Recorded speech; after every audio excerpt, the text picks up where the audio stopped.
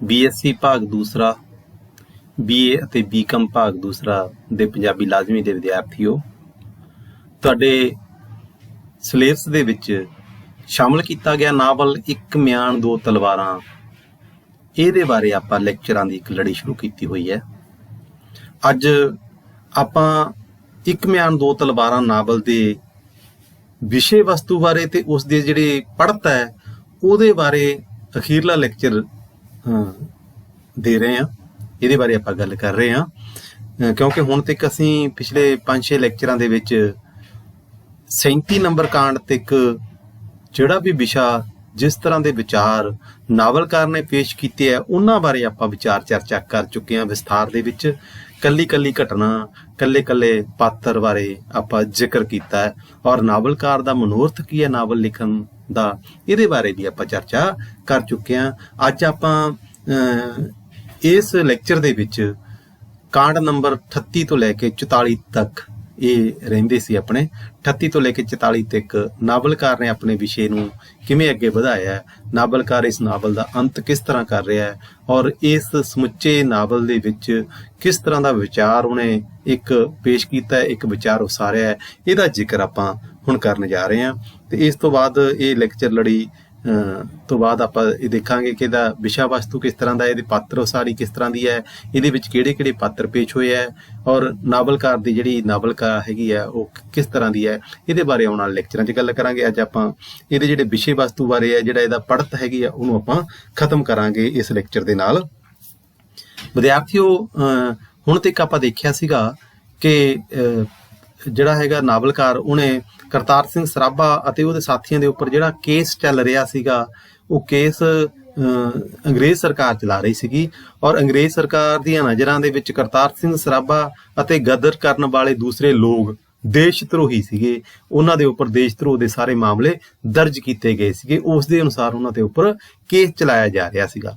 ਪਰ ਕਿਉਂਕਿ ਕਰਤਾਰ ਸਿੰਘ ਸਰਾਭਾ ਅਤੇ ਉਹਦੇ ਜਿਹੜੇ ਸਾਥੀ ਸੀਗੇ ਉਹ ਗਦਰ ਪਾਰਟੀ ਬਣਾ ਕੇ ਆਪਣੇ ਦੇਸ਼ ਨੂੰ ਆਜ਼ਾਦ ਕਰਾਉਣਾ ਚਾਹੁੰਦੇ ਸੀ, ਆਪਣੇ ਦੇਸ਼ ਨੂੰ ਉਹ ਸੁਤੰਤਰ ਕਰਾਉਣਾ ਚਾਹੁੰਦੇ ਸੀਗੇ। ਉਹਨਾਂ ਦਾ ਇੱਕ ਮਨੋਰਥ ਸੀਗਾ ਭਾਰਤ ਦੇ ਉੱਪਰ ਜਿਹੜਾ 200 ਸਾਲ ਦਾ ਇੱਕ ਅੰਗਰੇਜ਼ਾਂ ਦਾ ਰਾਜ ਸੀਗਾ ਉਹਨੂੰ ਖਤਮ ਕਰਨਾ ਚਾਹੁੰਦੇ ਸੀਗੇ ਇੱਕ ਗਦਰ ਪਾਰਟੀ ਦੇ ਰਾਹੀਂ।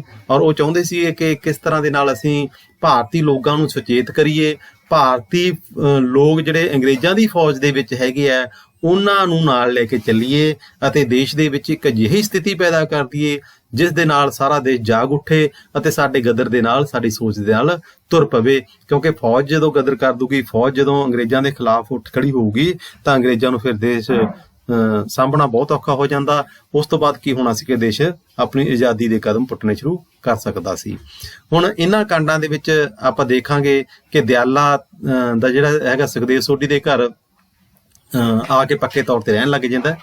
ਉਹ ਬੀਰੀ ਦੀ ਸੇਵਾ ਕਰਦਾ ਹੈ। ਬੀਰੀ ਕਿਉਂਕਿ ਸੁਖਦੇਵ ਸੋਢੀ ਦੇ ਨਾਲ ਜਦੋਂ ਆਪਸ ਦੇ ਵਿੱਚ ਉਹਨਾਂ ਦਾ ਇੱਕ ਸੰਘਰਸ਼ ਹੁੰਦਾ ਹੈਗਾ, ਸੁਖਦੇਵ ਸੋਢੀ ਉਹਨੂੰ ਕੁੱਟਦਾ ਹੈ ਔਰ ਉਹਦੀ ਬਾਂਹ ਟੁੱਟ ਜਾਂਦੀ ਹੈ। ਉਹ ਬੀਰੀ ਦੇ ਘਰ ਰਹਿ ਕੇ ਬੀਰੀ ਦੀ ਸੇਵਾ ਕਰਦਾ ਹੈ, ਉਹਨਾਂ ਦੇ ਘਰ ਦੀ ਸਾਫ਼ ਸਫਾਈ ਕਰਦਾ, ਉਹਦੀ ਦਿੱਖ ਬਦਲ ਦਿੰਦਾ ਹੈ।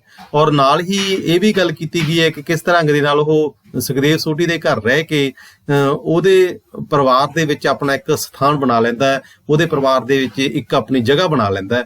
ਸੁਖਦੇਵ ਸੋਢੀ ਖੁਦ ਆਪਣੇ ਮਿਸ਼ਨ ਦੀ ਪ੍ਰਾਪਤੀ ਲਈ ਕਾਬਲ ਲਈ ਰਵਾਨਾ ਹੋ ਜਾਂਦਾ ਹੈ। ਜਦੋਂ ਉਹਨੂੰ ਲੱਗਦਾ ਕਿ ਬੀਰੀ ਦੀ ਸਾਂਭ ਸੰਭਾਲ ਲਈ ਦਿਆਲਾ ਆ ਗਿਆ ਤੇ ਉਹ ਆਪਣੇ ਕੰਮ ਦੇ ਲਈ ਸੁਤੰਤਰ ਹੋ ਜਾਂਦਾ, ਘਰ ਦੀਆਂ ਜ਼ਿੰਮੇਵਾਰੀਆਂ ਤੋਂ ਫਾਰਗ ਹੋ ਜਾਂਦਾ। ਉਹ ਬੀਰੀ ਅਤੇ ਕਰਤਾਰ ਸਿੰਘ ਸਰਾਭਾ ਦੀ ਇਹਨਾਂ ਕਾਂਡਾਂ ਦੇ ਵਿੱਚ ਮੁਲਾਕਾਤ ਵੀ ਹੁੰਦੀ ਹੈ, ਉਹਦੀ ਵੀ ਪੇਸ਼ਕਾਰੀ ਨਾਵਲਕਾਰ ਨੇ ਕੀਤੀ ਹੈ। ਅੰਤਮ ਸਮੇਂ ਸਰਾਭੇ ਦੀ ਚੜ੍ਹਦੀ ਕਲਾ ਦਾ ਵੀ ਨਾਵਲਕਾਰ ਨੇ ਜ਼ਿਕਰ ਕੀਤਾ ਹੈ।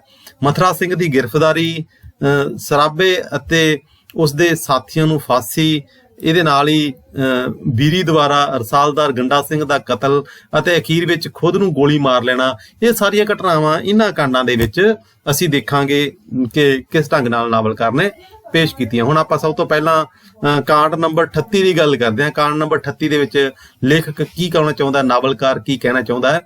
ਇਹਦੇ 'ਚ ਵਿਦਿਆਰਥੀਓ ਦਿਆਲਾ ਚੱਕ ਜਾਨੀ ਤੋਂ ਹਰਨਪੁਰ ਪਹੁੰਚ ਜਾਂਦਾ ਹੈ ਤੇ ਪੱਕੇ ਤੌਰ ਤੇ ਸੁਖਦੇਵ ਸੋਢੀ ਦੇ ਘਰ ਰਹਿਣ ਲੱਗ ਪੈਂਦਾ ਹੈ। ਆਪਾਂ ਪਹਿਲਾਂ ਵੀ ਜ਼ਿਕਰ ਕੀਤਾ ਸੀਗਾ, ਦਿਆਲਾ 5ਵੇਂ ਕਾਂਡ ਦੇ ਵਿੱਚ ਘਰੋਂ ਚੱਲਦਾ ਸੀਗਾ ਤੇ 37ਵੇਂ ਕਾਂਡ ਦੇ ਵਿੱਚ ਆ ਕੇ ਉਹ ਸੁਖਦੇਵ ਸੋਢੀ ਨੂੰ ਮਿਲਦਾ ਹੈ।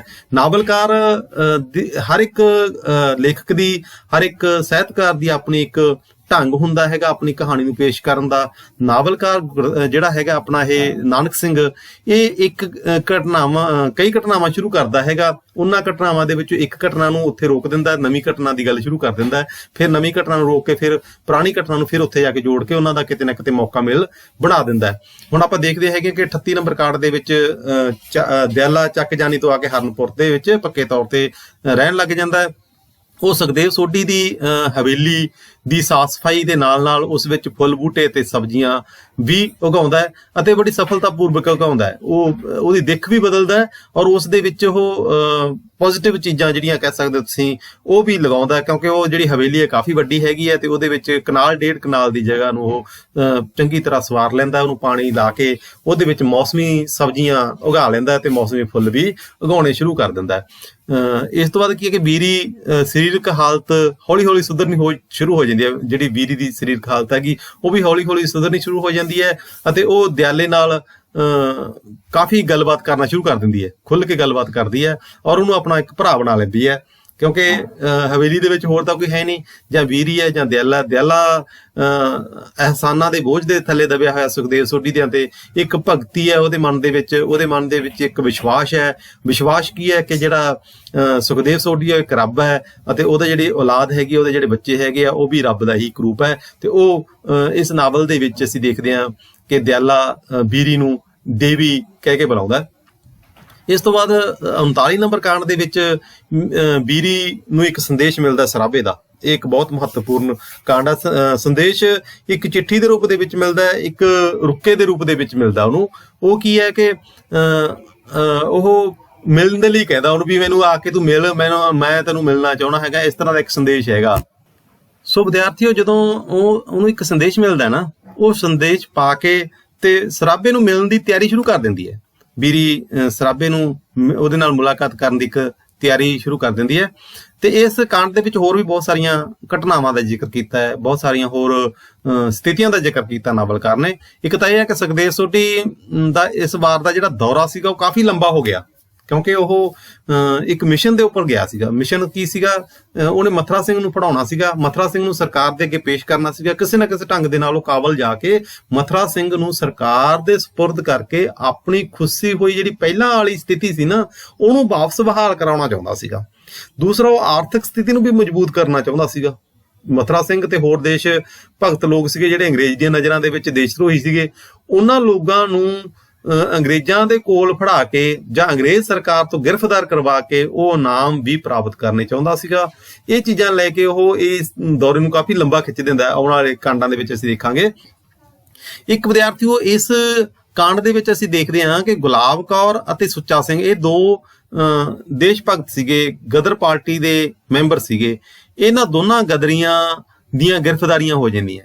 ਇਹਨਾਂ ਦਾ ਪਤਾ ਬੀਦੀ ਨੂੰ ਅਖਬਾਰੀ ਖਬਰਾਂ ਤੋਂ ਲੱਗਦਾ ਹੈ, ਜਿਹੜੀਆਂ ਅਖਬਾਰ ਦੇ ਵਿੱਚ ਖਬਰਾਂ ਛਪਦੀਆਂ ਉਹਨਾਂ ਤੋਂ ਪਤਾ ਲੱਗਦਾ ਹੈ। ਇੱਕ ਵਿਦਿਆਰਥੀਓ, ਜਦੋਂ ਅਸੀਂ ਇਸ ਨਾਵਲ ਦੇ ਵਿੱਚ ਨਾ ਪਾਤਰਾਂ ਦੀ ਗੱਲ ਕਰਦੇ ਹਾਂ, ਜਿੰਨੇ ਕੁ ਪਾਤਰ ਇਹਦੇ ਚ ਹੈਗੇ, ਸਿਰਫ ਉਹਦੇ ਚ 2 ਔਰਤ ਪਾਤਰ ਪੇਸ਼ ਹੋਏ ਆ। ਇੱਕ ਗੁਲਾਬ ਕੌਰ, ਇਹ ਇਤਿਹਾਸਕ ਪਾਤਰ ਹੈ, ਇੱਕ ਵੀਰੀ ਹੈ ਜਿਹੜੀ ਇਹ ਕਾਲਪਨਿਕ ਪਾਤਰ ਹੈ। 2 ਪਾਤਰ ਹੀ ਹੈਗੇ ਜਿਹੜੇ ਔਰਤ ਪਾਤਰ ਹੈਗੇ ਆ। ਇਹਨਾਂ ਦੀ ਆਪਾਂ ਬਾਅਦ ਚ ਆਉਣ ਵਾਲੇ ਲੈਕਚਰਾਂ ਚ ਆਪਾਂ ਗੱਲ ਕਰਾਂਗੇ ਇਸ ਬਾਰੇ।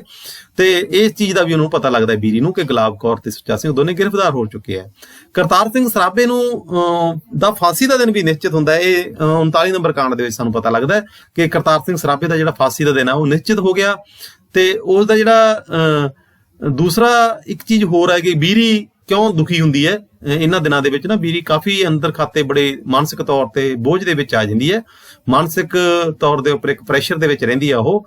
ਇੱਕ ਤਾਂ ਗੁਲਾਬ ਕੌਰ ਤੇ ਸੁੱਚਾ ਸਿੰਘ, ਇਹਨਾਂ ਦੀ ਗ੍ਰਿਫਤਾਰੀ ਦੀ ਖਬਰ ਵੀ ਉਹਨੂੰ ਮਾੜੀ ਲੱਗਦੀ ਹੈ ਕਿਉਂਕਿ ਖੁਦ ਉਹਦੇ ਮਨ ਦੇ ਵਿੱਚ ਦੇਸ਼ ਭਗਤੀ ਸੀਗੀ ਵੀਰੀ ਦੇ। ਦੂਸਰਾ, ਕਰਤਾਰ ਸਿੰਘ ਸਰਾਭੇ ਨੂੰ ਫਾਂਸੀ ਦਾ ਸਜ਼ਾ ਹੋ ਜਾਂਦੀ ਹੈ, ਉਹ ਦਿਨ ਨਿਸ਼ਚਿਤ ਹੋ ਜਾਂਦਾ। ਤੀਸਰਾ, ਜਿਹੜਾ ਭਰਾ ਹੈ ਉਹ ਵੀ ਤਕਲੀਫ ਦੇ ਵਿੱਚ ਹੈ, ਇਹਦਾ ਨਹੀਂ ਪਤਾ ਕਦੋਂ ਫੜਿਆ ਜਾਵੇ ਉਹ। ਠੀਕ ਹੈ। ਤੇ ਇੱਕ ਉਹਦੇ ਮਨ ਦੇ ਵਿੱਚ ਹੋਰ ਜਿਹੜਾ ਹੈਗਾ ਕਿ ਜਿਹੜਾ ਉਹਦਾ ਪਿਤਾ ਹੈਗਾ ਨਾ, ਉਹ ਦੇਸ਼ ਭਗਤਾਂ ਨੂੰ ਫੜਾਉਣ ਦੇ ਲਈ ਅੱਡੀ ਚੋਟੀ ਦਾ ਜ਼ੋਰ ਲਾ ਰਿਹਾ। ਹੁਣ ਇੱਕ ਘਰ ਦੇ ਵਿੱਚ ਰਹਿ ਰਹੀ ਹੈ ਇੱਕ ਕੁੜੀ, ਇੱਕ ਪਾਸੇ ਦੇਸ਼ ਭਗਤੀ ਅਤੇ ਦੇਸ਼ ਨੂੰ ਆਜ਼ਾਦ ਕਰਾਉਣ ਵਾਲੇ ਲੋਕ ਹੈ, ਦੂਸਰੇ ਪਾਸੇ ਉਹਨਾਂ ਆਜ਼ਾਦੀ ਦੀ ਲੜਾਈ ਲੜਨ ਵਾਲੇ ਲੋਕਾਂ ਦੇ ਰਾਹ ਦੇ ਵਿੱਚ ਰੋੜੇ ਅਟਕਾਉਣ ਵਾਲਾ ਅਤੇ ਉਹਨੂੰ ਫੇਲ ਕਰਨ ਦੇ ਲਈ ਤਤਪਰ ਰਹਿਣ ਵਾਲਾ ਵੀ ਉਸ ਦੇ ਘਰ ਦੇ ਵਿੱਚ ਹੀ ਉਹਦਾ ਪਿਤਾ ਹੈ। ਹੁਣ ਇੱਕ ਘਰ ਦੇ ਵਿੱਚ 2 ਸੋਚ ਦੇ ਲੋਕ ਹੈ, ਇਹਦੇ ਬਾਰੇ ਆਪਾਂ ਪਹਿਲਾਂ ਵੀ ਜ਼ਿਕਰ ਕੀਤਾ ਹੈਗਾ। ਜਿਹੜਾ ਦੇਸ਼ ਭਗਤੀ ਹੈ ਇਹ ਇਹਦੀ ਰਾਹ ਉੱਪਰ ਚੱਲਣਾ ਵੈਸੇ ਵੀ ਬਹੁਤ ਮੁਸ਼ਕਲ ਹੈਗਾ, ਕਿਉਂਕਿ ਹਰ ਪਾਸੇ ਦੇ ਉੱਪਰੋਂ ਡਰ ਲੱਗਦਾ ਹੈਗਾ। ਅੰਗਰੇਜ਼ ਸਰਕਾਰ ਹੈਗੀ ਹੈ, ਦੇਸ਼ ਭਗਤਾਂ ਨੂੰ ਫੜ ਫੜ ਕੇ ਬਗੈਰ ਕਿਸੇ ਕਾਰਨ ਤੋਂ ਫਾਂਸੀ ਤੱਕ ਦੀ ਸਜ਼ਾ ਦੇ ਦਿੰਦੀ ਸੀ।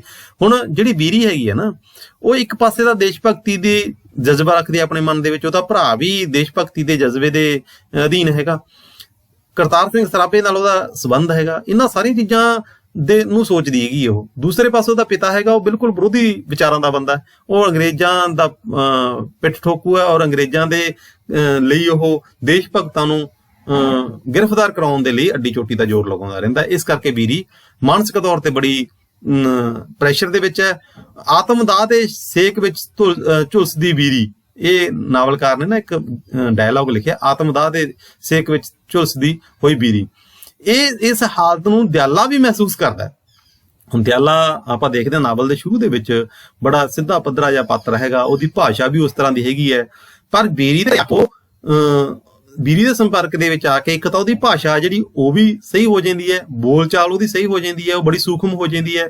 ਇਸ ਦੇ ਨਾਲ ਹੀ ਉਹ ਬਹੁਤ ਸਾਰੀਆਂ ਗਹਿਰੀਆਂ ਗੱਲਾਂ ਸਮਝਣੀਆਂ ਸ਼ੁਰੂ ਕਰ ਦਿੰਦਾ ਹੈਗਾ, ਤੇ ਉਹਨੇ ਬੀਰੀ ਦੇ ਹਾਲਾਤਾਂ ਤੋਂ ਅੰਦਾਜ਼ਾ ਲਾਉਣਾ ਸ਼ੁਰੂ ਕਰਤਾ ਕਿ ਬੀਰੀ ਬਹੁਤ ਦੁਖੀ ਹੈਗੀ ਹੈ। ਇਹ ਦੁਖੀ ਕਿਉਂ ਹੈ, ਇਹਦਾ ਕਾਰਨ ਉਹ ਲੱਭਦਾ ਰਹਿੰਦਾ ਵਾਰ-ਵਾਰ। ਹੁਣ ਉਹ ਬੀਰੀ ਨੂੰ ਵੈਸੇ ਤਾਂ ਉਹ ਦੇਵੀ ਸਮਝਦਾ, ਉਹਨੂੰ ਪੁੱਛ ਵੀ ਕੁਛ ਨਹੀਂ ਸਕਦਾ। ਸੋ ਇਸ ਕਰਕੇ ਵਿਦਿਆਰਥੀ ਉਹ ਇਸ ਕਾਂਡ ਦੇ ਵਿੱਚ ਅਸੀਂ ਦੇਖਦੇ ਹੈਗੇ ਹਾਂ ਕਿ ਬੀਰੀ ਦੀ ਜਿਹੜੀ ਮਾਨਸਿਕ ਹਾਲਤ ਆ ਉਹ ਡਾਮਾਡੋਲ ਹੈਗੀ ਹੈ, ਤੇ ਉਹ ਕਰਤਾਰ ਸਿੰਘ ਸਰਾਭੇ ਨੂੰ ਮਿਲਣ ਦੇ ਲਈ ਯੋਜਨਾਵਾਂ ਬਣਾਉਣੀਆਂ ਸ਼ੁਰੂ ਕਰ ਦਿੰਦੀ ਹੈ।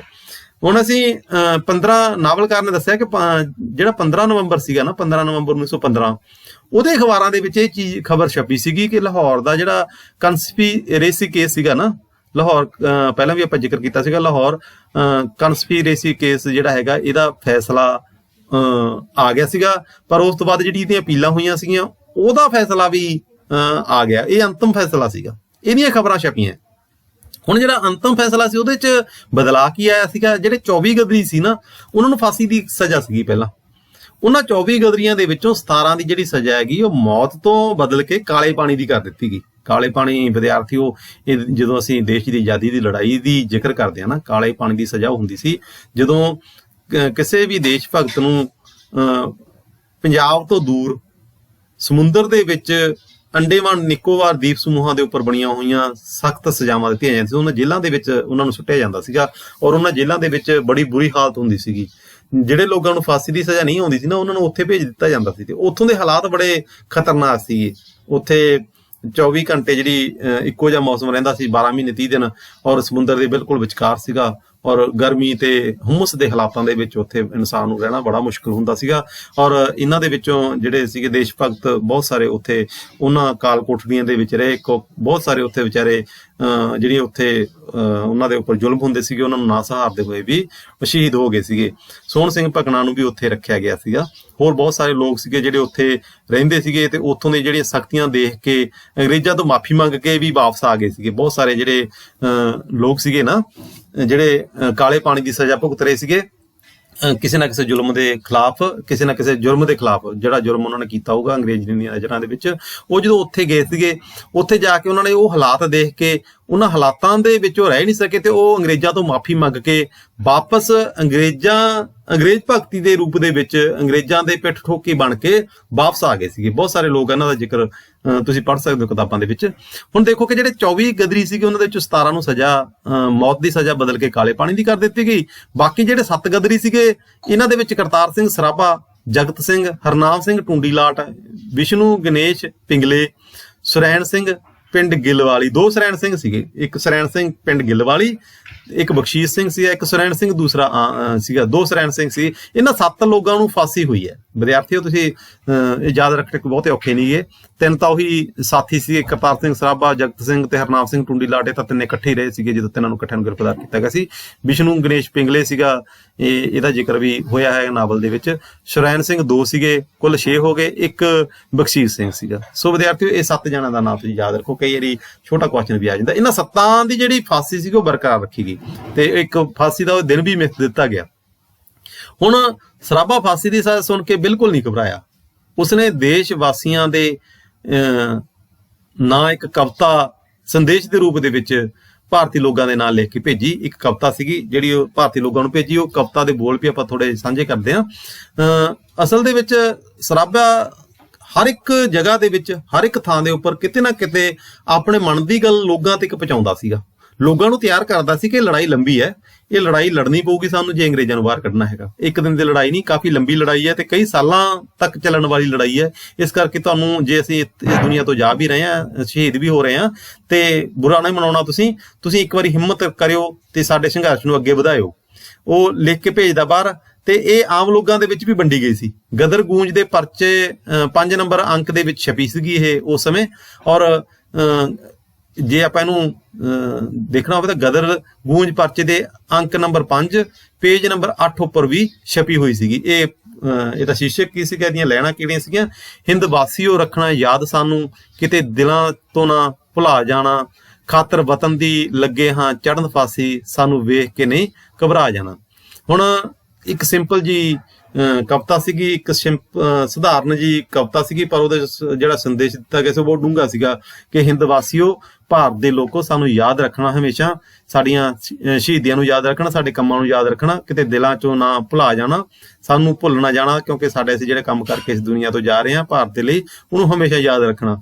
ਖਾਤਰ ਵਤਨ ਦੀ ਲੱਗੇ ਹਾਂ ਚੜ੍ਹਨ ਫਾਸੀ, ਅਸੀਂ ਦੇਸ਼ ਦੀ ਖਾਤਰ ਫਾਸੀ ਚੜ੍ਹਨ ਤੇ ਲੱਗੇ ਹਾਂ, ਕੋਈ ਆਪਣਾ ਨਿੱਜੀ ਸਾਡਾ ਮਕਸਦ ਨਹੀਂ ਸੀਗਾ।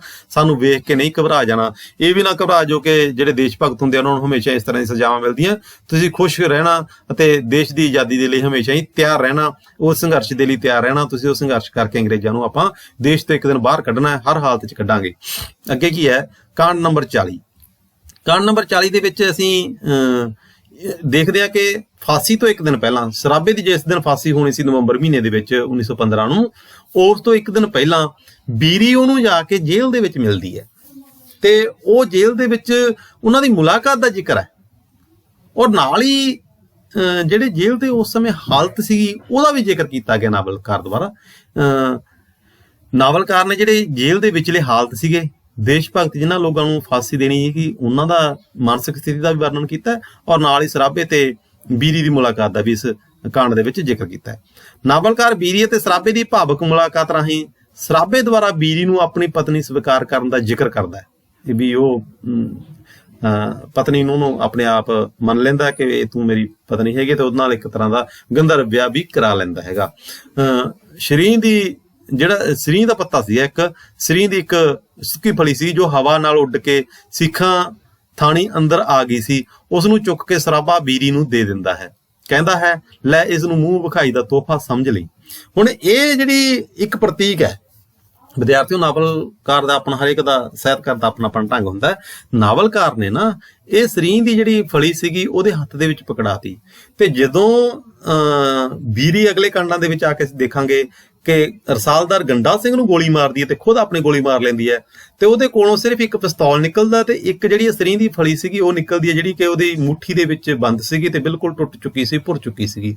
ਇਹ ਇੱਕ ਪ੍ਰਤੀਕ ਹੈ ਕਿ ਕਰਤਾਰ ਸਿੰਘ ਸਰਾਭੇ ਦਾ ਸੰਦੇਸ਼, ਉਹਦਾ ਇੱਕ ਜਿਹੜਾ ਮਿਸ਼ਨ ਸੀਗਾ, ਅਧੂਰੇ ਮਿਸ਼ਨ ਨੂੰ ਥੋੜੀ ਹੱਦ ਤੇ ਕਿਸੇ ਨਾ ਕਿਸੇ ਰੂਪ ਦੇ ਵਿੱਚ ਬੀਰੀ ਪੂਰਾ ਕਰਦੀ ਹੈ। ਇਹ ਇੱਕ ਨਾਵਲਕਾਰ ਨੇ ਆਪਣੇ ਨਾਵਲ ਕਲਾ ਦਾ ਇੱਕ ਕਹਿ ਸਕਦੇ ਤੁਸੀਂ ਕਿ ਰੰਗ ਦਿਖਾਇਆ। ਹੁਣ ਅੱਗੇ ਕੀ ਹੈ? ਨਾਵਲਕਾਰ ਨੇ ਬੀਰੀ ਅਤੇ ਕਰਤਾਰ ਸਿੰਘ ਸਰਾਭੇ ਦੀ ਮੁਲਾਕਾਤ ਰਾਹੀਂ ਦੋਹਾਂ ਪਾਤਰਾਂ ਦੀ ਪਾਤਰ ਉਸਾਰੀ ਕੀਤੀ ਹੈ। ਬਹੁਤ ਸਾਰੀਆਂ ਚੀਜ਼ਾਂ ਇਹਦੇ ਵਿੱਚੋਂ ਨਿਕਲ ਕੇ ਸਾਹਮਣੇ ਆਉਂਦੀਆਂ ਵੀ ਬੀਰੀ ਦਾ ਸੁਭਾਅ ਕਿਸ ਤਰ੍ਹਾਂ ਦਾ ਸੀ। ਬੀਰੀ ਬਹਾਦਰ ਕੁੜੀ ਸੀਗੀ, ਔਰ ਸਰਾਭਾ ਤਾਂ ਸੀਗੇ ਬਹਾਦਰ, ਕਿਉਂਕਿ ਉਹਨੇ ਤਾਂ ਦੇਸ਼ ਦੀ ਖਾਤਰ ਬਹੁਤ ਕੁਛ ਕੀਤਾ ਹੈ ਔਰ ਦੇਸ਼ ਦੇ ਲਈ ਕੁਰਬਾਨ ਹੋ ਗਿਆ, ਸ਼ਹੀਦ ਹੋ ਗਿਆ। ਹੁਣ ਜਿਹੜਾ ਬੀਰੀ ਹੈ, ਕਿਉਂਕਿ ਕਾਲਪਨਿਕ ਪਾਤਰ ਹੈ, ਇੱਥੇ ਨਾਵਲਕਾਰ ਨੇ ਆ ਕੇ ਦੋਨਾਂ ਦੀ ਗੱਲਬਾਤ ਦੇ ਵਿੱਚੋਂ ਬੀਰੀ ਦੇ ਪਾਤਰ ਨੂੰ ਹੋਰ ਬੜਾ ਮਜ਼ਬੂਤੀ ਦੇ ਨਾਲ ਦਿਖਾਇਆ। ਇਸ ਵਿੱਚ ਖਾਸ ਕਰਕੇ ਬੀਰੀ ਦੀ ਬਹਾਦਰੀ ਅਤੇ ਉਸ ਦੇ ਦੇਸ਼ ਹਿੱਤ ਕੁਝ ਕਰਨ ਦਾ ਸੰਕਲਪ ਨੂੰ ਵੀ ਪੇਸ਼ ਕੀਤਾ ਨਾਵਲਕਾਰ ਨੇ। ਬੀਰੀ ਦੀਆਂ ਬਹਾਦਰੀ ਵਾਲੀਆਂ ਗੱਲਾਂ ਤੋਂ ਸਰਾਭਾ ਵੀ ਖੂਬ ਪ੍ਰਭਾਵਿਤ ਹੁੰਦਾ ਦਿਖਾਈ ਹੈ ਨਾਵਲਕਾਰ ਨੇ ਇਸ ਦੇ ਵਿੱਚ। ਇਸ ਤੋਂ ਇਲਾਵਾ ਵਿਦਿਆਰਥੀਓ, ਇਸ ਕਾਂਡ ਵਿੱਚ ਨਾਵਲਕਾਰ ਨੇ ਫਾਂਸੀ ਦੀ ਸਜ਼ਾ ਪਾ ਚੁੱਕੇ ਵਿਅਕਤੀਆਂ ਦੀ ਮਾਨਸਿਕ ਸਥਿਤੀ ਦਾ ਵੀ ਜ਼ਿਕਰ ਕੀਤਾ ਹੈ। ਜਿਹੜੇ ਲੋਕਾਂ ਨੇ ਫਾਂਸੀ ਦੀ ਸਜ਼ਾ ਪਾ ਲਈ ਸੀ, ਉਹਨਾਂ ਲੋਕਾਂ ਦਾ, ਉਹਨਾਂ ਵਿਅਕਤੀਆਂ ਦੀ ਮਾਨਸਿਕ ਸਥਿਤੀ ਕਿਸ ਤਰ੍ਹਾਂ ਦੀ ਹੁੰਦੀ ਹੈ। ਹੁਣ ਮੌਤ ਸਾਹਮਣੇ ਦੇਖ ਕੇ ਕਿਸ ਤਰ੍ਹਾਂ ਕਮਜ਼ੋਰ ਵਿਅਕਤੀ ਹੌਸਲਾ ਹਾਰ ਜਾਂਦਾ ਹੈ, ਪਰ ਦੇਸ਼ ਭਗਤ ਅਤੇ ਬਹਾਦਰ ਵਿਅਕਤੀ ਕਿਸ ਤਰ੍ਹਾਂ ਮੌਤ ਦੇ ਦਿਨ ਨੂੰ ਵਿਆਹ ਦੀ ਤਰ੍ਹਾਂ ਉਡੀਕਦਾ ਹੈ ਤਾਂ ਜੋ ਜਲਦੀ ਮੌਤ ਨੂੰ ਪ੍ਰਾਪਤ ਹੋ ਕੇ ਅਗਲਾ ਜਨਮ ਪ੍ਰਾਪਤ ਕੀਤਾ ਜਾਵੇ ਅਤੇ ਦੇਸ਼ ਲਈ ਫੇਰ ਤੋਂ ਲੜਾਈ ਲੜੀ ਜਾਵੇ। ਹੁਣ ਦੋ ਤਰ੍ਹਾਂ ਦੇ ਲੋਕ ਹੁੰਦੇ, ਇੱਕ ਤਾਂ ਨਿੱਜ ਦੇ ਲਈ ਫਾਂਸੀ ਤੱਕ ਪਹੁੰਚਦੇ ਆ, ਇੱਕ ਲੋਕਾਂ ਲਈ ਸੰਘਰਸ਼ ਕਰਦੇ ਹੋਏ ਫਾਂਸੀ ਦੇ ਫੰਦੇ ਤੱਕ ਪਹੁੰਚਦੇ ਆ। ਇਹਨਾਂ ਦੇ ਵਿੱਚ ਫਰਕ ਹੁੰਦਾ। ਸੋ ਵਿਦਿਆਰਥੀਓ, ਜਿਹੜੀ ਨਾਵਲਕਾਰ ਨੇ ਨਾ ਬੜੇ ਵਧੀਆ ਢੰਗ ਦੇ ਨਾਲ ਜਿਹੜੇ ਦੇਸ਼ ਭਗਤ ਲੋਕ ਸੀਗੇ ਜਾਂ ਜਿਹੜੇ ਸੰਘਰਸ਼ ਕਰਨ ਵਾਲੇ ਲੋਕ ਸੀਗੇ ਉਹਨਾਂ ਦੀ ਮਾਨਸਿਕ ਸਥਿਤੀ ਦਾ ਜ਼ਿਕਰ ਕੀਤਾ ਇਸ ਦੇ ਵਿੱਚ, ਔਰ ਬੜੇ ਸਫਲਤਾਪੂਰਵਕ ਢੰਗ ਦੇ ਨਾਲ ਉਹਨਾਂ ਦੀ ਮਾਨਸਿਕਤਾ ਨੂੰ ਪੇਸ਼ ਕਰਨ ਦੇ ਵਿੱਚ ਕਾਮਯਾਬੀ ਹਾਸਲ ਕੀਤੀ ਹੈ। ਹੁਣ ਜਦੋਂ ਬੀਰੀ ਤੇ ਸਰਾਭਾ ਆਪਸ ਦੇ ਵਿੱਚ ਵਿਛੜਦੇ ਆ ਨਾ, ਉਹ ਵੀ ਬੜੇ ਭਾਵਕ ਪਲ ਸੀਗੇ। ਸਰਾਭਾ ਤੇ ਬੀਰੀ ਦੀ ਮੁਲਾਕਾਤ ਖਤਮ ਹੋਣ ਸਮੇਂ ਸਰਾਭੇ ਦੁਆਰਾ ਗਾਈਆਂ ਜਾ ਰਹੀਆਂ ਕਾਵਿ ਪੰਕਤੀਆਂ ਬੜੀਆਂ ਸੰਦੇਸ਼ ਵਾਲੀਆਂ ਸਨ। ਉਹ ਕਿਹੜੀਆਂ ਕਾਵਿ ਪੰਕਤੀਆਂ ਗਾਉਂਦਾ ਸੀਗਾ? ਦੇਖੋ, ਮਜ਼ਾ इश्क का कुछ वही जानते हैं कि जो मौत को जिंदगी जानते हैं, नहीं जानते कि अंजाम क्या है, वो मरन महज दिल लगी जानते हैं। सो विद्यार्थियों, ਨਾਵਲਕਾਰ ਨੇ ਇਹਨਾਂ ਕਾਵਿ ਪੰਕਤੀ ਦੇ ਵਿੱਚ ਨਾ ਬੜੇ ਵਧੀਆ ਢੰਗ ਦੇ ਨਾਲ ਆਪਣੇ ਇੱਕ ਵਿਚਾਰ ਨੂੰ, ਆਪਣੇ ਇੱਕ ਸੰਦੇਸ਼ ਨੂੰ ਵੀ ਪਾਠਕਾਂ ਤੱਕ ਪਹੁੰਚਾਇਆ। ਇਹਨੂੰ ਆਪਾਂ ਇਹਨਾਂ ਪੰਕਤੀ ਨੂੰ ਆਪਾਂ ਦੂਰੀ ਫਿਰ ਪੜ੍ਹਦੇ ਹਾਂ। ਮਜ਼ਾ ਇਸ਼ਕ ਕਾ ਕੁਛ ਵੋਹੀ ਜਾਣਤੇ ਹੈ। ਇਹ ਦੇਸ਼ ਦੇ ਨਾਲ ਇਸ਼ਕ ਕਰਨ ਵਾਲੇ ਲੋਕ ਉਹੀ ਜਾਣਦੇ ਆ। ਹੈ ਦੇ ਉੱਪਰ ਬਿੰਦੀ ਹੈ ਕਿ ਜੋ ਮੌਤ ਕੋ ਜ਼ਿੰਦਗੀ ਜਾਣते हैं, जो मौत ਨੂੰ ਹੀ ਜ਼ਿੰਦਗੀ ਸਮਝੀ ਬੈਠੇ ਹੈ। ਨਹੀਂ ਜਾਣते ਕਿ ਅੰਜਾਮ ਕਿਆ ਹੈ। ਇਸ ਹੈ ਦੇ ਉੱਪਰ ਬਿੰਦੀ ਨਹੀਂ ਲੱਗੀ। ਇਹ ਨਹੀਂ ਜਾਣਦੇ ਕਿ ਇਹਦਾ ਅੰਤ ਕੀ ਹੋਊਗਾ, ਅੰਜਾਮ ਕੀ ਹੋਊਗਾ। ਉਹ ਮਰਨਾ ਮਹਿਜ ਦਿਲ ਲਗੀ ਜਾਣते हैं। ਉਹ ਤਾਂ ਇੱਕ ਸ਼ੌਂਕ ਦੇ ਨਾਲ ਮਰਦੇ ਆ, ਦੇਸ਼ ਦੇ ਉੱਪਰੋਂ ਕੁਰਬਾਨ ਹੁੰਦੇ ਆ ਸ਼ੌਂਕ ਦੇ ਨਾਲ। ਇਹ ਤਾਂ ਉਹ ਲੋਕ ਹੀ ਜਾਣਦੇ ਆ ਜਿਨ੍ਹਾਂ ਨੇ ਉਸ ਤਰ੍ਹਾਂ ਦੀ ਕੁਰਬਾਨੀ ਕਰਨ ਦਾ ਜਜ਼ਬਾ ਆਪਣੇ ਮਨ ਦੇ ਵਿੱਚ ਪਾਲ ਰੱਖਿਆ। ਇਹਨਾਂ ਕਾਵਿ ਪੰਕਤੀਆਂ ਦੇ ਵਿੱਚ ਕਰਤਾਰ ਸਿੰਘ ਸਰਾਭੇ ਦੁਆਰਾ ਬੋਲੀਆਂ ਜਾ ਰਹੀਆਂ, ਇਹਦੇ ਵਿੱਚ ਵੀ ਇੱਕ ਪੋਜ਼ਿਟਿਵ ਅਗਾਂਹ ਵਧੂ ਸੋਚ ਦਾ ਜ਼ਿਕਰ ਨਾਵਲਕਾਰ ਕਰਦਾ ਹੈ। ਅਗਲਾ ਕਾਂਡ ਜਿਹੜਾ ਹੈਗਾ, ਕਾਂਡ ਨੰਬਰ 41 ਵਿਦਿਆਰਥੀਓ, ਇਹਦੇ ਵਿੱਚ ਕੀ ਹੈ ਕਿ ਨਾਨਕ ਸਿੰਘ ਨੇ ਆਪਣੇ ਨਾਵਲਾਂ ਵਿੱਚ ਅਕਸਰ ਇੱਕ ਚੀਜ਼ ਪੇਸ਼ ਕੀਤੀ ਹੈ। ਆਪਾਂ ਥੋੜਾ ਜਿਹਾ ਜ਼ਿਕਰ ਕਰਦੇ ਹਾਂ। ਨਾਨਕ ਸਿੰਘ ਨੇ ਆਪਣੇ ਨਾਵਲਾਂ ਵਿੱਚ ਅਕਸਰ ਇੱਕ ਘਟਨਾ ਦਾ ਜ਼ਿਕਰ ਬੰਦ ਕਰਕੇ ਨਵੀਂ ਘਟਨਾ ਦਾ ਜ਼ਿਕਰ ਤੋਰਿਆ। ਇਸ ਨਾਵਲ ਦੇ ਵਿੱਚ ਵੀ ਹੋਰ ਨਾਵਲਾਂ ਦੇ ਵਿੱਚ ਹੀ ਉਹ ਇੱਕ ਘਟਨਾ ਨੂੰ ਇੱਕ ਘਟਨਾ ਦਾ ਜ਼ਿਕਰ ਰੋਕ ਲੈਂਦਾ ਤੇ ਫਿਰ ਨਵੀਂ ਘਟਨਾ ਦਾ ਜ਼ਿਕਰ ਸ਼ੁਰੂ ਕਰ ਦਿੰਦਾ। ਇਸ ਨਾਵਲ ਵਿੱਚ ਅਜਿਹੀਆਂ ਹੀ ਸਥਿਤੀਆਂ ਦੀ ਪੇਸ਼ਕਾਰੀ ਹੋਈ ਹੈ। ਦਿਆਲਾ ਚੱਕ ਜਾਨੀ ਤੋਂ ਚੱਲ ਕੇ 37 ਨੰਬਰ ਕਾਂਡ ਵਿੱਚ ਸੁਖਦੇਵ ਸਿੰਘ ਦੇ ਘਰ ਪਹੁੰਚਦਾ ਹੈ। 5 ਨੰਬਰ ਕਾਂਡ 'ਚ ਚੱਲਦਾ, 37 ਨੰਬਰ ਕਾਂਡ ਦੇ ਵਿੱਚ ਆ ਕੇ ਉਹ ਸੁਖਦੇਵ ਸਿੰਘ ਦੇ ਘਰ ਪਹੁੰਚਦਾ ਹੈ। ਇਸ ਦੌਰਾਨ ਜਿਹੜੇ ਬਾਕੀ ਚੈਪਟਰਾਂ ਦੇ ਵਿੱਚ ਬਾਕੀ ਸਥਿਤੀਆਂ ਦਾ ਜ਼ਿਕਰ ਕੀਤਾ, ਉਹਦੇ ਵਿੱਚ ਗਦਰ ਪਾਰਟੀ ਦਾ ਆਰੰਭ ਕਿਵੇਂ ਹੋਇਆ, ਗਦਰ ਪਾਰਟੀ ਦਾ ਵਿਕਾਸ ਕਿਵੇਂ ਹੋਇਆ, ਕਿਸ ਤਰ੍ਹਾਂ ਸੰਘਰਸ਼ ਕੀਤਾ, ਇਸ ਤਰ੍ਹਾਂ ਨਾਲ। ਉਸ ਤੋਂ ਬਾਅਦ ਅਸੀਂ ਕੀ ਦੇਖਦੇ ਹਾਂ ਕਿ ਉਹ ਘਰ ਦੀਆਂ ਸਾਰੀਆਂ ਜ਼ਿੰਮੇਵਾਰੀਆਂ ਆਪਣੇ ਸਿਰ ਲੈ ਲੈਂਦਾ ਹੈ। ਸੁਖਦੇਵ ਸੋਢੀ ਬਿਮਾਰ ਧੀ ਦੀਆਂ ਜ਼ਿੰਮੇਵਾਰੀਆਂ ਤੋਂ ਵਿਹਲਾ ਹੋ ਕੇ ਆਪਣੇ ਮਨੋਰਥ ਦੀ ਪ੍ਰਾਪਤੀ ਲਈ ਜੇਲ੍ਹ ਦੇ ਡੀਸੀ ਖਾਨ ਨੂੰ ਮਿਲਦਾ ਹੈ।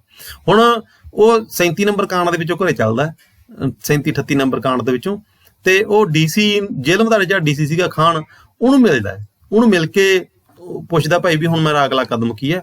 ਤੇ ਜਿਹੜਾ ਡੀਸੀ ਹੈਗਾ ਨਾ, ਉਸ ਨੂੰ ਇੱਕ ਪੇਸ਼ਾਵਰ ਤੇ ਡੀਸੀ ਦੇ ਨਾਂ ਇੱਕ ਸਰਕਾਰੀ ਚਿੱਠੀ ਦੇ ਦਿੰਦਾ, ਜਿਸ ਵਿੱਚ ਉਸ ਦੀ ਮਦਦ ਕਰਨ ਦਾ ਸਰਕਾਰੀ ਸੰਦੇਸ਼ ਵੀ ਲਿਖਿਆ ਹੁੰਦਾ। ਕਾਬਲ ਪਹੁੰਚ ਕੇ ਉਹ 2 ਮਨੋਰਥਾਂ ਦੀ ਪ੍ਰਾਪਤੀ ਕਰਨੀ ਚਾਹੁੰਦਾ ਸੁਖਦੇਵ ਸੋਢੀ। 2 ਮਨੋਰਥ ਕਿਹੜੇ ਸੀਗੇ? ਇੱਕ ਤਾਂ ਸੀਗਾ ਉਹਦਾ ਮਨੋਰਥ ਕਿ ਮਥੁਰਾ ਸਿੰਘ ਨੂੰ ਗ੍ਰਿਫਤਾਰ ਕਰਵਾ ਕੇ ਸਰਕਾਰ ਦੀਆਂ ਨਜ਼ਰਾਂ ਵਿੱਚ ਪੁਰਾਣਾ ਮਾਣ ਸਨਮਾਨ ਬਹਾਲ ਕਰਵਾਇਆ ਜਾਵੇ।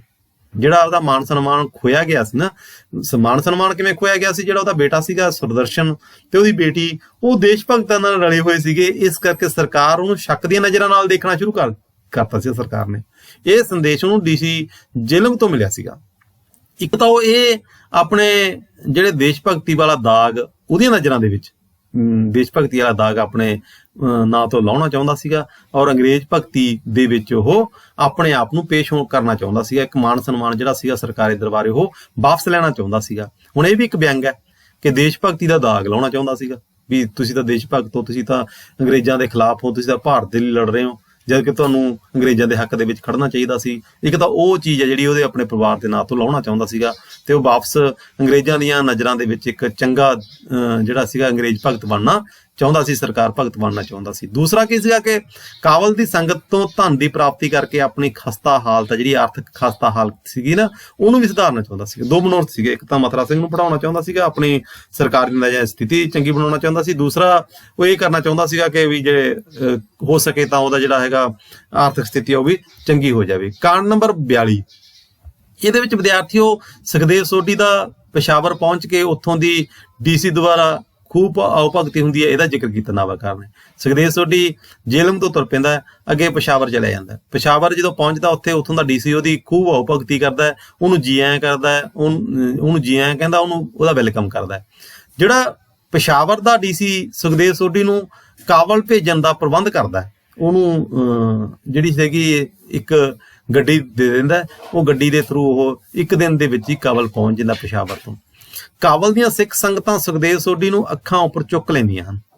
ਵਿਦਿਆਰਥੀਓ, ਜਿਹੜੀ ਕਾਬਲ ਦੀਆਂ ਸਿੱਖ ਸੰਗਤਾਂ ਦੇ ਵਿੱਚ ਨਾ ਜਿਹੜੀ ਸਿੰਘ ਸਭਾ ਲਹਿਰ ਦਾ ਇੱਕ ਸੰਦੇਸ਼ ਸੀਗਾ ਕਿ ਜਿਹੜੇ ਲੋਕ ਆ ਗੁਰੂ ਡਾਮਾ ਵਾਲੇ ਆ, ਇਹਨਾਂ ਤੋਂ ਤੁਸੀਂ ਦੂਰ ਹੋ ਜਾਓ। ਪੰਜਾਬ ਦੇ ਵਿੱਚ ਤਾਂ ਉਹਦਾ ਕਾਫੀ ਪ੍ਰਭਾਵ ਪੈ ਗਿਆ ਸੀ ਤੇ ਇਹਨਾਂ ਦੀ ਜਿਹੜੀ ਆਮਦਨ ਸੀ ਉਹ ਘਟ ਗਈ ਸੀ, ਪਰ ਜਿਹੜੀਆਂ ਬਾਹਰਲੀਆਂ ਸੰਗਤਾਂ ਸੀ, ਜਿਵੇਂ ਕਾਬਲ ਦੀਆਂ ਸੰਗਤਾਂ ਸੀ, ਉਹਨਾਂ ਦੇ ਵਿੱਚ ਇਹ ਸੰਦੇਸ਼ ਅਜੇ ਪਹੁੰਚਿਆ ਨਹੀਂ ਸੀ ਤੇ ਉਹ ਉਸੇ ਤਰ੍ਹਾਂ ਦੇ ਨਾਲ ਹੀ ਇਹਨਾਂ ਨੂੰ ਗੁਰੂ ਮੰਨੀ ਬੈਠੀਆਂ ਸੀਗੀਆਂ। ਤੇ ਉੱਥੇ ਪਹੁੰਚ ਕੇ ਸੁਖਦੇਵ ਸੋਢੀ ਨੇ ਉਹਦਾ ਵੀ ਲਾਹਾ ਲਿਆ। ਇੱਕ ਮਕਾਨ ਦੇ ਵਿੱਚ ਉਹਨਾਂ ਦਾ ਠਹਿਰਾ ਕਰਾਇਆ ਗਿਆ ਤੇ ਸੁਖਦੇਵ ਸੋਢੀ ਕਾਬਲ ਦੇ ਇੱਕ ਸਥਾਨਕ ਗੁਰਦੁਆਰੇ ਦੇ ਵਿੱਚ ਰੋਜ਼ਾਨਾ ਕਥਾ ਕਰਨੀ ਆਰੰਭ ਕਰ ਦਿੰਦਾ ਹੈ ਤੇ ਲੋਕਾਂ ਦੇ ਮਨਾਂ ਦੇ ਵਿੱਚ ਇੱਕ ਧਾਰਮਿਕ ਵਿਅਕਤੀ ਦੇ ਤੌਰ ਤੇ ਪ੍ਰਸਿੱਧ ਹੋਣ ਦੀ ਕੋਸ਼ਿਸ਼ ਕਰਦਾ ਤੇ ਉਹ ਸਫਲ ਯਤਨ ਵੀ ਕਰਨਾ ਸ਼ੁਰੂ ਕਰ ਦਿੰਦਾ। ਅਗਲਾ ਕਾਂਡ ਨੰਬਰ 43। ਵਿਦਿਆਰਥੀਓ, 43 ਨੰਬਰ ਕਾਂਡ ਦੇ ਵਿੱਚ ਨਾਵਲਕਾਰ ਨੇ ਅਚਨਚੇਤ ਸੁਖਦੇਵ ਸੋਢੀ ਤੇ ਮਥੁਰਾ ਸਿੰਘ ਦੀ ਆਪਸ ਦੀ ਮੁਲਾਕਾਤ ਨੂੰ ਪੇਸ਼ ਕੀਤਾ। ਉਹਨਾਂ ਦੀ ਜਿਹੜੀ ਆਪਸੀ ਮੁਲਾਕਾਤ ਹੈਗਾ ਉਹਨੂੰ ਦਿਖਾਇਆ ਇਹਦੇ ਵਿੱਚ। ਸੁਖਦੇਵ ਸੋਢੀ ਮਥੁਰਾ ਸਿੰਘ ਅੱਗੇ ਖੁਦ ਨੂੰ ਇੱਕ ਦੇਸ਼ ਭਗਤ ਅਤੇ ਅੰਗਰੇਜ਼ਾਂ ਦਾ ਵਿਰੋਧੀ ਦੱਸਦਾ। ਦੇਖੋ, ਮਨ ਦੇ ਵਿੱਚ ਚਲਾਕੀ ਹੈ, ਮਨ ਦੇ ਵਿੱਚ ਫਰੇਬ ਹੈ, ਮਨ ਦੇ ਵਿੱਚ ਇੱਕ ਉਹਦੇ ਦਿਲ ਦੇ ਵਿੱਚ ਇੱਕ ਇਸ ਤਰ੍ਹਾਂ ਦੀ ਸੋਚ ਹੈਗੀ ਹੈ ਕਿ ਉਹ ਕਿਸੇ ਢੰਗ ਨਾਲ ਬੇਈਮਾਨੀ ਨਾਲ, ਠੱਗੀ ਨਾਲ ਜਾਂ ਕਿਸੇ ਵੀ ਸਥਿਤੀ ਦੇ ਅਨੁਸਾਰ ਉਹ ਆਪਣੇ ਆਪ ਦਾ ਜਿਹੜਾ ਵਿਸ਼ਵਾਸ ਹੈਗਾ ਉਹ ਮਥੁਰਾ ਸਿੰਘ ਦੇ ਉੱਪਰ ਪਾ ਦੇਵੇ, ਮਥੁਰਾ ਸਿੰਘ ਨੂੰ ਵਿਸ਼ਵਾਸ ਦੇ ਵਿੱਚ ਲੈ ਲੇ। ਇਸ ਕਰਕੇ ਉਹ ਆਪਣੇ ਆਪ ਨੂੰ ਤਾਂ ਦੇਸ਼ ਭਗਤ ਦੱਸਦਾ ਤੇ ਅੰਗਰੇਜ਼ਾਂ ਦਾ ਵਿਰੋਧੀ ਦੱਸਦਾ ਅਤੇ ਨਾਲ ਇਹ ਵੀ ਕਹਿੰਦਾ ਕਿ ਜਿਹੜਾ ਮੇਰਾ ਬੇਟਾ ਸੁਦਰਸ਼ਨ ਹੈ ਨਾ, ਉਹ ਕਿਵੇਂ ਅੰਗਰੇਜ਼ਾਂ ਦੇ ਖਿਲਾਫ ਲੜ ਰਿਹਾ ਔਰ ਕਿਸ ਢੰਗ ਦੇ ਨਾਲ ਉਹ ਗਦਰ ਪਾਰਟੀ ਦੀ ਮਦਦ ਕਰ ਰਿਹਾ। ਮੈਂ ਤਾਂ ਕਹਿੰਦਾ ਆਪਣਾ ਪੁੱਤ ਹੈ ਜਿਹੜਾ ਦੇਸ਼ ਦੇ ਨਾਂ ਦੇ ਉੱਪਰ ਨਿਸ਼ਾਵਰ ਕਰਨ ਦੇ ਲਈ ਉਹਨਾਂ ਨੂੰ ਅਰਪਣ ਕਰ ਦਿੱਤਾ, ਇਹ ਵੀ ਕਹਿੰਦਾ ਉਹਨੂੰ। ਇਸ ਤਰ੍ਹਾਂ ਦੇ ਨਾਲ ਉਹ ਮਥੁਰਾ ਸਿੰਘ ਦਾ ਵਿਸ਼ਵਾਸ ਜਿੱਤ ਲੈਂਦਾ। ਮਥੁਰਾ ਸਿੰਘ ਦਾ ਵਿਸ਼ਵਾਸ ਜਿੱਤਣ ਦੀ ਖਾਤਰ ਨਾ ਬਹੁਤ ਸਾਰਿਆਂ ਦੇ ਢੌਂਗ ਕਰਦਾ, ਬਹੁਤ ਸਾਰੇ ਇਸ ਤਰ੍ਹਾਂ ਦੀਆਂ ਗੱਲਾਂ ਕਰਦਾ ਉਹਦੇ ਨਾਲ ਕਿ ਮੈਂ ਤਾਂ ਦੇਸ਼ ਭਗਤ ਹਾਂ, ਮੇਰਾ ਪਰਿਵਾਰ ਦੇਸ਼ ਭਗਤ ਹੈ, ਮੈਂ ਤਾਂ ਆਪਣੇ ਪਰਿਵਾਰ ਨੂੰ ਦੇਸ਼ ਤੋਂ ਨਿਸ਼ਾਵਰ ਕਰਨ ਦੀ ਖਾਤਰ ਇਦਾਂ ਦਾ ਕਰ ਰਿਹਾ। ਇਸ ਤਰ੍ਹਾਂ ਦੀਆਂ ਗੱਲਾਂ ਕਰਕੇ ਉਹ ਮਥੁਰਾ ਸਿੰਘ ਨੂੰ ਇੱਕ ਵਾਰੀ ਵਿਸ਼ਵਾਸ 'ਚ ਲੈ ਲੈਂਦਾ। ਮਥੁਰਾ ਸਿੰਘ ਵੀ ਉਹਤੇ ਕਾਫੀ ਵਿਸ਼ਵਾਸ ਕਰ ਲੈਂਦਾ। ਮਥੁਰਾ ਸਿੰਘ ਉਹਤੇ ਵਿਸ਼ਵਾਸ ਕਰਦਾ ਤੇ ਮਥੁਰਾ ਸਿੰਘ ਉਹਨੂੰ ਮਿਲਦਾ ਕੀ ਹੈ, ਇੱਕ ਸੇਖ ਦੇ ਭੇਸ਼ ਦੇ ਵਿੱਚ ਮਿਲਦਾ। ਇੱਕ ਉੱਥੋਂ ਦਾ ਲੋਕਲ ਸ਼ੇਖ ਦੇ ਭੇਸ਼ ਦੇ ਵਿੱਚ ਉਹ ਰਹਿੰਦਾ ਕਾਬਲ ਦੇ ਵਿੱਚ। ਉਹ ਕਿਉਂਕਿ ਉਹਨੂੰ ਖਤਰਾ ਸੀਗਾ ਪੁਲਿਸ ਤੋਂ, CID ਤੋਂ, ਤੇ ਉਹ ਆਪਣੀ ਪਹਿਚਾਣ ਨੂੰ ਬਦਲ ਲੈਂਦਾ, ਆਪਣੀ ਆਇਡੈਂਟੀਫਿਕੇਸ਼ਨ ਪਹਿਲਾਂ ਵਾਲੀ ਖਤਮ ਕਰਕੇ ਸ਼ੇਖ ਦੀ ਇੱਕ ਲੈ ਲੈਂਦਾ ਹੈਗਾ, ਉਹਦਾ ਰੂਪ ਧਾਰਨ ਕਰ ਲੈਂਦਾ ਹੈਗਾ, ਉਹਦੇ ਵਿੱਚ ਰਹਿੰਦਾ ਹੈਗਾ ਉਹ। ਮਥੁਰਾ ਸਿੰਘ ਸੁਖਦੇਵ ਸੋਢੀ ਰਾਹੀਂ ਕੁਝ ਕਾਗਜ਼ ਪੱਤਰ ਲਾਹੌਰ ਭੇਜਣਾ ਚਾਹੁੰਦਾ ਹੈ। ਮਥੁਰਾ ਸਿੰਘ ਉਸਨੂੰ ਇੱਕ ਸ਼ੇਖ ਦੇ ਭੇਸ਼ ਦੇ ਵਿੱਚ ਮਿਲਦਾ ਹੈ। ਹੁਣ ਮਥੁਰਾ ਸਿੰਘ ਦਾ ਆਪਣਾ ਇੱਕ ਮਨੋਰਥ ਹੈ। ਮਥੁਰਾ ਸਿੰਘ ਦਾ ਮਨੋਰਥ ਕੀ ਹੈ ਕਿ ਉਹ ਸੁਖਦੇਵ ਸੋਢੀ ਦੇ ਥਰੂ, ਸੁਖਦੇਵ ਸੋਢੀ ਦੇ ਰਾਹੀਂ ਆਪਣੇ ਕੁਝ ਕਾਗਜ਼ ਪੱਤਰ ਲਾਹੌਰ ਭੇਜੇ, ਉੱਥੋਂ ਦੇ ਗਦਰੀਏ ਜਿਹੜੇ ਥੋੜੇ ਬਹੁਤੇ ਕੰਮ ਕਰਨ ਵਾਲੇ, ਉਹਨਾਂ ਤੇ ਇੱਕ ਆਪਣਾ ਸੰਦੇਸ਼ ਭੇਜ ਦੇਵੇ। ਉਹਦੀਆਂ ਚਿੱਠੀਆਂ ਦੇ ਵਿੱਚ ਕੀ ਸੀਗਾ ਸੰਦੇਸ਼? ਉਹਦੀਆਂ ਚਿੱਠੀਆਂ ਦੇ ਸੰਦੇਸ਼ ਇਹ ਸੀਗਾ ਕਿ ਆਪਾਂ ਜੇਲ੍ਹਾਂ ਤੋੜਨੀਆਂ, ਜਿਹੜੇ ਦੇਸ਼ ਭਗਤਾਂ ਨੂੰ ਫਾਂਸੀ ਦਾ ਹੁਕਮ ਹੋਇਆ ਜਾਂ ਵੱਡੀਆਂ ਸਜ਼ਾਵਾਂ ਹੋਈਆਂ, ਉਹਨਾਂ ਨੂੰ ਆਪਾਂ ਕਿਸ ਢੰਗ ਨਾਲ ਉਹਨਾਂ ਜੇਲ੍ਹਾਂ ਤੋਂ ਆਜ਼ਾਦ ਕਰਵਾਉਣਾ ਤੇ ਇੱਕ ਵਾਰੀ ਫਿਰ ਇਸ ਲਹਿਰ ਨੂੰ, ਇਸ ਪਾਰਟੀ ਨੂੰ ਖੜਾ ਕਰਨਾ। ਇਹਦੇ ਬਾਰੇ ਵਿਸਤਾਰਪੂਰਵਕ ਚਰਚਾ ਸੀਗੀ, ਉਹਦੇ ਵਿੱਚ ਵਿਸਤਾਰਪੂਰਵਕ ਵੇਰਵੇ ਸੀਗੇ। ਹੁਣ ਇਹਨਾਂ ਵੇਰਵਿਆਂ ਨੂੰ ਪੜ੍ਹ ਕੇ ਸੁਖਦੇਵ ਸੋਢੀ ਹੋਰ ਖੁਸ਼ ਹੋ ਜਾਂਦਾ। ਉਹਨੂੰ ਲੱਗਦਾ ਇੱਕ ਪਾਸੇ ਮਥੁਰਾ ਸਿੰਘ ਨੂੰ ਤਾਂ ਮੈਂ ਪੜ੍ਹਾਈ ਦੇਣਾ, ਦੂਸਰੇ ਪਾਸੇ ਪੰਜਾਬ ਦੇ ਵਿੱਚ ਜਾ ਕੇ, ਲਾਹੌਰ ਦੇ ਵਿੱਚ ਜਾ ਕੇ ਜਿਹੜੇ ਜਿਹੜੇ ਪਤੇ ਇਹਨਾਂ ਚਿੱਠੀਆਂ ਦੇ ਉੱਪਰ ਦੇਸ਼ ਭਗਤਾਂ ਨੇ ਦਿੱਤੇ ਹੋਏ, ਉਹ ਸਾਰਿਆਂ ਨੂੰ ਮੈਂ ਫੜਵਾ ਦੂੰਗਾ ਤੇ ਇਸ ਦੇ ਨਾਲ ਕੀ ਹੋਊਗਾ ਕਿ ਮੈਂ ਅੰਗਰੇਜ਼ਾਂ ਦਾ ਇੱਕ ਬਹੁਤ ਵੱਡਾ ਝੋਲੀ ਚੁੱਕ ਬਣ ਜਾਊਗਾ ਤੇ ਅੰਗਰੇਜ਼ਾਂ ਦੀ ਨਜ਼ਰਾਂ ਦੇ ਵਿੱਚ ਬਹੁਤ ਉੱਚਾ ਸਥਾਨ ਆ ਜਾਊਗਾ ਤੇ ਮੈਂ ਟਿਵਾਣਿਆਂ ਨੂੰ ਇੱਕ ਵਾਰੀ ਫੇਰ ਹਰਾਉਣ ਦੇ ਵਿੱਚ ਕਾਮਯਾਬ ਹੋ ਜਾਊਗਾ। ਟਿਵਾਣਿਆਂ ਦਾ ਜ਼ਿਕਰ ਪਹਿਲਾਂ ਆਪਾਂ ਨਾਵਲ ਦੇ ਵਿੱਚ ਕੀਤਾ ਸੀ, ਟਿਵਾਣਿਆਂ ਨਾਲ ਇਹਦੀ ਲੱਗਦੀ ਹੈ ਤੇ ਉਹ ਵੀ ਅੰਗਰੇਜ਼ਾਂ ਦੇ ਝੋਲੀ ਚੁੱਕ ਸੀਗੇ।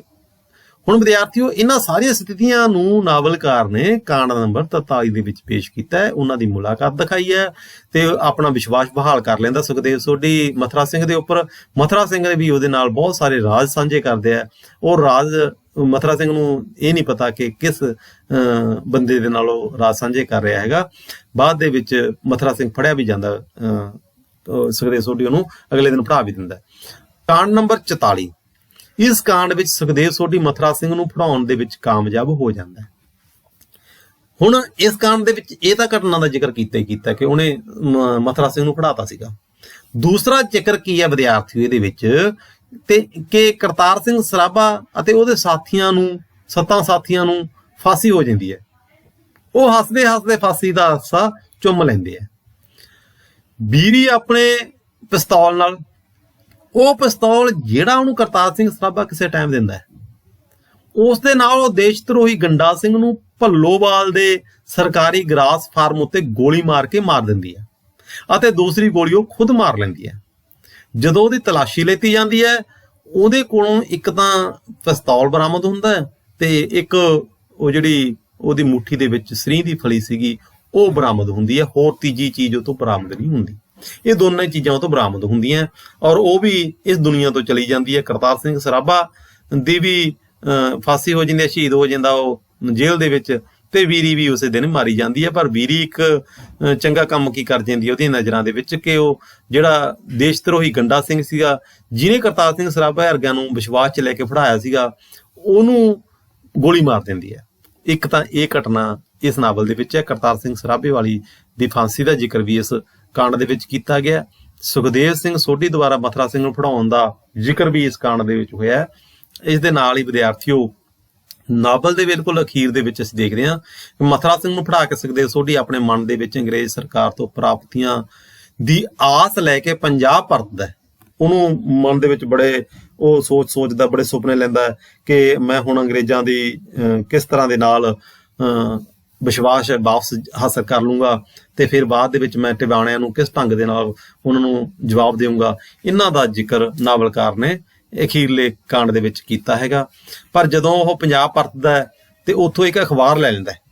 ਅਖਬਾਰ ਲੈ ਕੇ ਉਹ ਅਖਬਾਰ ਦੀਆਂ ਖਬਰਾਂ ਪੜ੍ਹਨੀਆਂ ਸ਼ੁਰੂ ਕਰਦਾ ਤੇ ਉਹਦੇ ਵਿੱਚ ਇੱਕ ਪਾਸੇ ਤਾਂ ਉਹਨੂੰ ਪਤਾ ਲੱਗਦਾ ਹੈ ਕਿ ਜਿਹੜੇ ਕਰਤਾਰ ਸਿੰਘ ਸਰਾਭਾ ਅਤੇ ਉਹਦੇ ਸਾਥੀਆਂ ਨੂੰ ਫਾਂਸੀ ਦੀ ਸਜ਼ਾ ਦੇ ਦਿੱਤੀ ਗਈ ਹੈ। ਇੱਕ ਦਾ ਖਬਰ ਉਹਨੂੰ ਵੀ ਮਿਲਦੀ ਹੈ ਔਰ ਇਹ ਖਬਰ ਸੁਣ ਕੇ ਪੜ੍ਹ ਕੇ ਉਹ ਬੜਾ ਖੁਸ਼ ਹੁੰਦਾ। ਪਰ ਜਿਹੜੀ ਦੂਸਰੀ ਖਬਰ ਭੱਲੋਵਾਲ ਤੇ ਇਹਦੇ ਤੋਂ ਲੱਗੀ ਸੀਗੀ, ਉਹ ਸੁਣ ਕੇ ਉਹ ਇੱਕਦਮ ਸਦਮੇ 'ਚ ਆ ਜਾਂਦਾ। ਉਹ ਖਬਰ ਕਿਹੜੀ ਸੀਗੀ ਕਿ ਜਿਹੜੀ ਉਹਦੀ ਧੀ ਹੈਗੀ ਹੈ ਉਹਦੀ ਮੌਤ ਹੋ ਗਈ ਹੈ। ਉਹਨੇ ਦੇਸ਼ ਧਰੋਹੀ ਗੰਡਾ ਸਿੰਘ ਨੂੰ ਗੋਲੀ ਮਾਰ ਦਿੱਤੀ ਹੈ, ਉਹ ਦੇਸ਼ ਤੋਂ ਕੁਰਬਾਨ ਹੋ ਗਈ ਹੈ। ਇਹ ਪੜ੍ਹ ਕੇ ਇੱਕਦਮ ਸੁਖਦੇਵ ਸੋਢੀ ਨੂੰ ਲੱਗਦਾ ਕਿ ਜਿੰਨੀ ਮੈਂ ਜ਼ਿੰਦਗੀ 'ਚ ਕਮਾਈ ਕੀਤੀ ਸੀ ਸਾਰੀ ਦੀ ਸਾਰੀ ਹੁਣ ਖਤਮ ਹੋ ਗਈ ਹੈ।